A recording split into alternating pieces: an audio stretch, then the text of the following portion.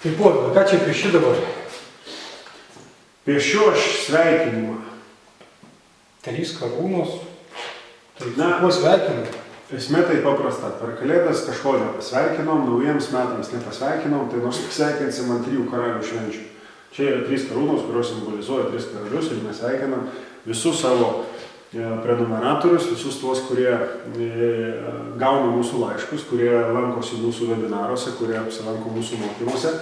Ir mes linkim, kad tais naujaisiais 2014 metais, kurie atjojo jau ant kažkokio tai žirgo didelio reiklaus, kad tie metai būtų pilni pokyčių, bet tų pokyčių, kurie yra reikalingiausi jums, nes jūs geriausiai žinote, ko jums reikia. Jurijau, ir tave sveikinu su 3 karaliais, su praėjusiom kalėdom ir naujaisiais metais. Ačiū tau labai.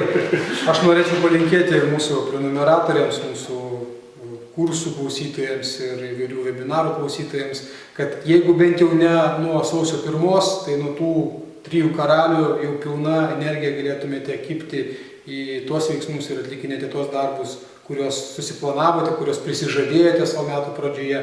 Ir kaip dažnai būna, mes pritrūkstame to šiek tiek energijos po to tos darbus įgyvendinti. Tai linkiu jums, kad tais 14 metais sugebėtume užsiropšti, netgi neužsiropšti, užšokti ant to žirgo ir judėti tą kryptimį, kurią norėtume judėti tais metais. O mes savo ruoštų pasiruošę jums padėti judėti tuo keliu, turėdami jums pasiūlyti geras kainas į vienus arba kitus mokymus ir tiesiog visą tą laiką, visus tos metus vėl būtume kartu su jumis ir pasiektume tų rezultatų, kurių kiekvienas nori. Ne tų madingų, kuriuos papasakoja kažkas, tai bet tuos, kuriuos norim pasiekti mes patys asmeniškai dėl savęs ir dėl savo artimų ir brangių žmonių. Taigi gerų jums metų, susitiksime mokymuose, webinaruose, bendruose laiškuose arba šiaip tiesiog gyvenime. Iki malonaus. Iki.